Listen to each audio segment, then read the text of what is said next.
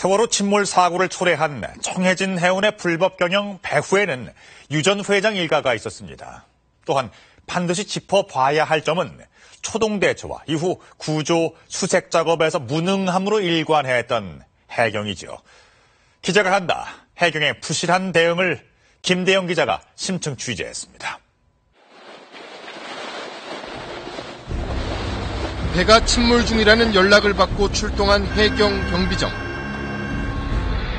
9시 35분 현장에 도착한 경비정이 구조 단정을 띄워 세월호에 접근합니다. 갑판에는 사람이 보이지 않습니다. 해경은 먼저 뱃머리 쪽에서 선장과 선원들을 탈출시킵니다. 속옷 차림의 이준석 선장에 이어 선원들이 줄줄이 구조됩니다. 해경 경비정은 세월호에 접근하지 못한 채 7인승 단정으로만 구조 작업을 벌였습니다. 해경 한 명이 선체로 올라가 구명정을 작동시키려 했을 뿐 해경 누구도 선박 내부로 들어가지 않았습니다. 이때 해경대원이 해야 할 최선의 방법은 호루라기 또는 메가폰, 육성으로 각 출입구 문에 가서 총원 이선하라 라고 지시를 하고 그다음 그 사람들 안전하게 배에서 탈출시키는 게 우선 해야 할 조치라고 봅니다. 해경은 당시에 선체가 너무 기울어서 내부 진입이 어려웠다고 해명했습니다. 함내 경보를 이용해서 승객 총원 퇴선하라는 바다로 뛰어내라는 방송을 수행시켰습니다.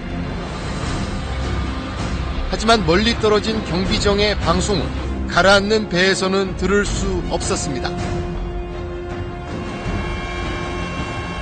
해경의 헬기는 경비정보다 먼저 도착해 구조 작업을 진행했습니다.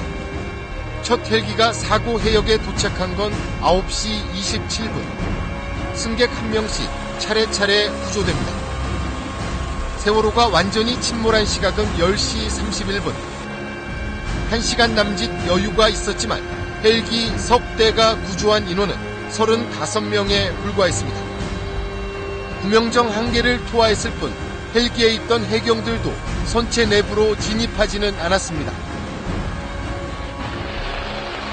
게다가 경비정과 어선들이 해역에 도착한 뒤로는 상공을 선회할 뿐이었습니다. 해경이 왔어도 인원을 그 많은 이미 사람이 많이 탔으면은 구조할 때는 사람이 어느 정도라도 왔어야 되는데 사람 몇 사람이 안 왔어요. 예, 해경 자체가. 해경이 초동 대응에 동원한 장비는 경비정 한 척과 헬기 석 대가 전부였습니다. 해경 잠수부대는 세월호가 침몰한 뒤에야 현장에 도착했습니다. 현장 대응 능력이 부재했다.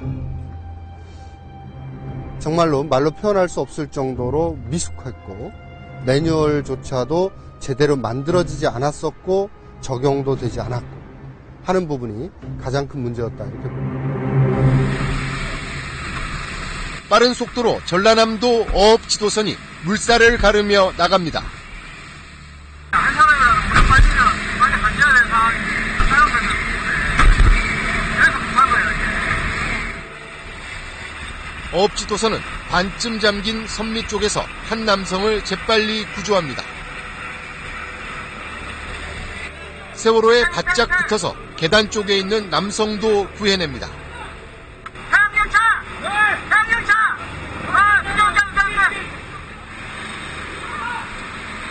지도선은 구조를 시작한 지 불과 3분 만에 8명을 구했습니다. 구한 사람들을 다른 배로 옮긴 뒤 다시 세월호에 접근해 다른 배로 구조된 여성들을 옮겨 태웁니다. 내가 많이 키운다. 내가 많이 키운다. 내가 많이 키운다고.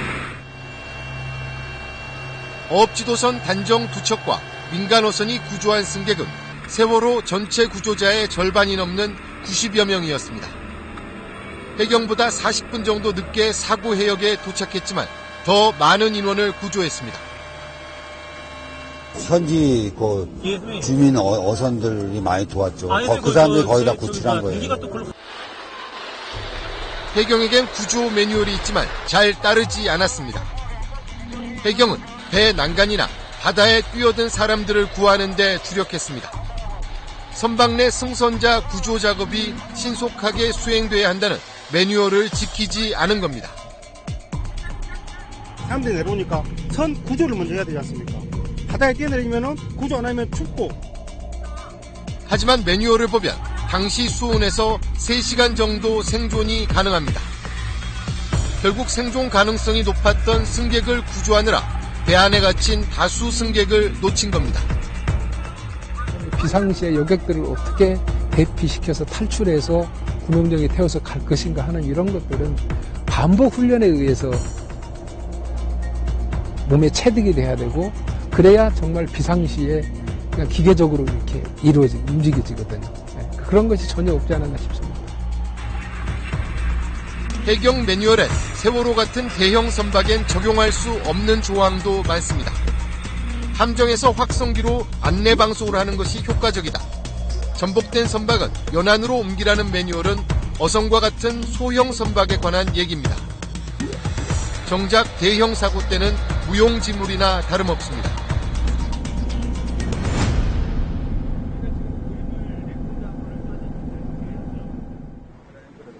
초동 대처에 실패한 이후 수색과 구조 작업에서도 해경은 무능을 드러냈습니다. 사고 사흘째부터 대형 해상 크레인 4척이 사고 해역 부근에 모여들었습니다. 정부가 처음으로 동원한 특수 장비입니다. 하지만 선체 인양에 쓰이는 크레인은 구조와 수색에는 무용지물이었습니다. 이러는 사이 잠수 작업은 보트에서 이루어졌습니다. 휴식을 위해 큰 배로 이동하느라 효율적인 구조 작업이 진행되지 못했습니다. 바지선이 투입된 건 사고 닷새째나 돼서입니다. 이때부터 잠수사들이 바지선 위에 머물면서 본격적인 수색 작업을 벌였습니다. 부탁을 했는데도 그렇게 안 해서 저희 학부모님도 자비로 바지선 투입하고. 해경은 민관군 합동구조를 공언했지만 민간 잠수사 투입을 놓고 혼선을 거듭했습니다. 허가를 안 해줬다니까요. 잠수 허가를요? 네, 그래서 그냥 나와서 그냥 철수했어요. 대부분 거센 물살과 제한된 시야로 인해 물속에서 10분도 채 안 되어 출수하거나 심지어는 입수도 안 한 채 사진만 찍고 돌아가는 분도 계셨습니다. 지금까지 자원봉사자 분들의 구조 실적은 없습니다. 하지만 실종자 가족들은 해경을 믿지 않았습니다. 이 좋은 날 지금 2명 들어가 있대, 다이버가. 결국 해경은 사고 열흘째 날 민간 잠수사들의 현장 투입을 다시 허용했습니다. 민간 잠수사를 폄하했던 해경은 이후 최초로 선체에서 시신을 발견한 건 민간 잠수사였다는 사실도 인정했습니다. 통제하는 게 조금 미흡하지 않았나. 좀 더 지휘 통제를 제대로 했다면 민간 잠수팀들도 격분하지 않았을 거고, 구조 작업을 지휘하고 있는 지휘 체제에서도 그런 갈등을 좀 없지 있었는데도 불구하고. 사고 직후부터 현장에서 민간을 대표해 군안에 참여한 건 언딘 마린 인더스트리입니다. 신속한 구조와 수색에 실패하면서 해경과 언딘의 관계에 대한 의혹이 커지고 있습니다. 사고 첫날 선체 인도줄 설치에 성공한 건 해군 특수전 전단 요원들이었습니다. 하지만 현장 지휘권을 가진 해경은 이튿날 아침 해군 최정예 요원 19명의 잠수를 막았습니다. 해경은 언딘, 해경, 해군 순으로 잠수 순서를 정했고 해군은 이를 수용했습니다. 그때 당시에 해경한테 지휘권을 줬어요. 정부가. 해경이 네가 해라 했으니까 해군은 해인시킨 대로 할 수밖에 없는 상황이었다. 해군 특수전 전단 요원들이 다시 구조 작업에 투입된 건 사고 둘째 날 밤 10시가 넘어서였습니다. 바지선 투입 과정도 석연치 않습니다. 가장 먼저 현장에 도착한 바지선은 경성호. 머구리 장비까지 갖추고 지난달 18일 새벽에 사고 해역에 도착했지만 해경으로부터 대기 명령만 받았습니다. 해경은 그런데 닷새째인 지난달 20일에 다른 바지선 금호를 투입했습니다. 22일 새벽에는 해양수산부로부터 출동 요청을 받은 2200톤급 초대형 바지선 현대보령호가 사고 해역에 도착했습니다. 금호보다 10배 이상 크고 휴식시설과 식당 등을 갖춘 바지선이었지만 해경으로부터 내려온 지시는 역시 대기였습니다. 2003 바지선이 작업을 원활하게 하고 있으니까 우리 배가 들어가게 되면 작업에 지장을 줄 수 있으니까 대기 계속을 하라고 그렇게 연락이 왔습니다. 하지만 해경은 그 다음날 언딘의 리베로로 바지선을 교체했습니다. 먼저 온 경성호와 현대보령호는 사고 해역 부근에서 대기만 하다 그냥 돌아갔습니다. 바지선 이후 와이어들이 서로 엉킬 수가 있고 둘에 동시에 들어가는 부분에 대해서는 좀 부정적이었어요. 해경 현지 지부에서 결정을 내리는 사항이니까 그렇게 저희들은 따라서 본인이다. 와이어들이 겹쳐서 일을 못하는 그런 천만의 말씀이에요. 4대까지는 충분히 가능해. 자기 강도를 오래 하려고 하는 것이죠.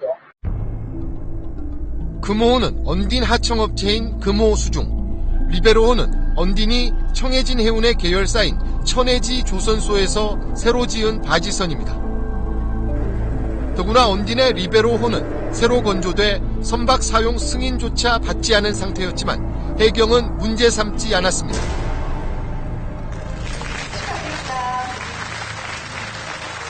인명피해와 재산 손실의 최소화를 지난해 1월 해양구조협회가 출범했습니다.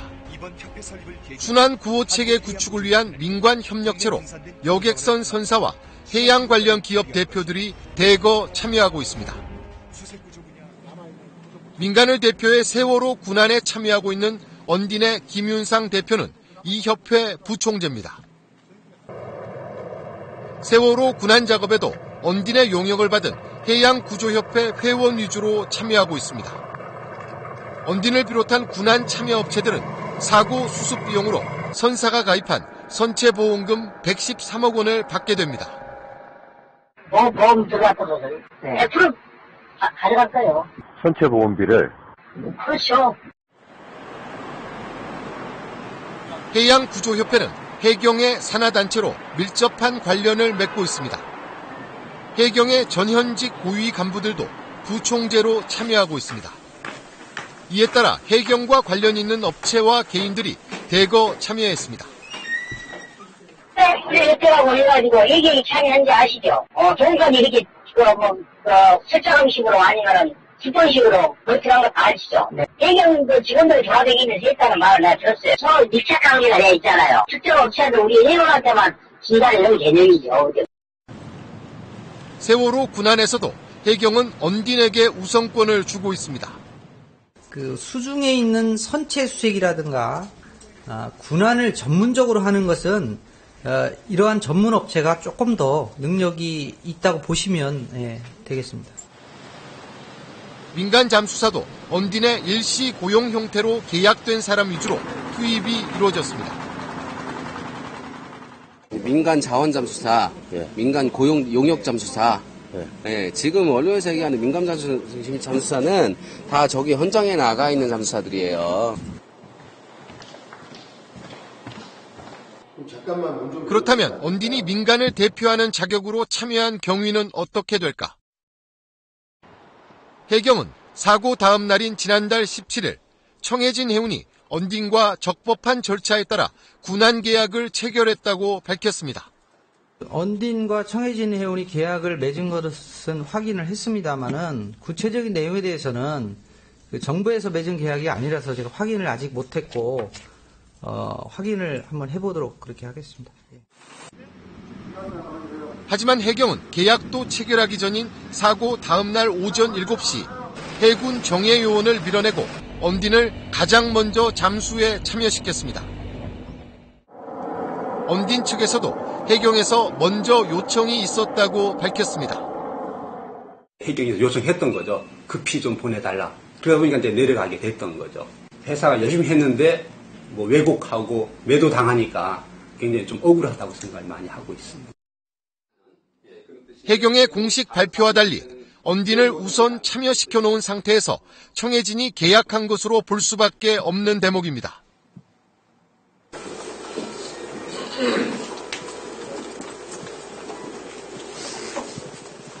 지난달 30일 김석균 해양경찰청장이 범정부 사고대책본부에 무거운 표정으로 나타났습니다.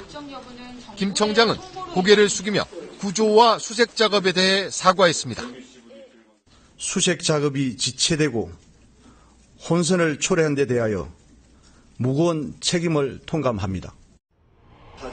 그동안 제기된 모든 의혹에 대해 수사에 적극 협조하겠다고 밝혔습니다. 검경합동수사본부와 감사원은 해경의 대응과 각종 의혹에 대해 수사와 감사에 착수했습니다.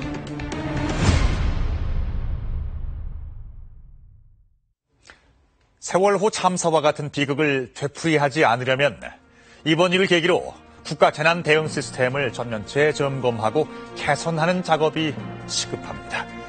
취재 8K 다음 주에도 새로운 주제로 찾아뵙겠습니다. 감사합니다.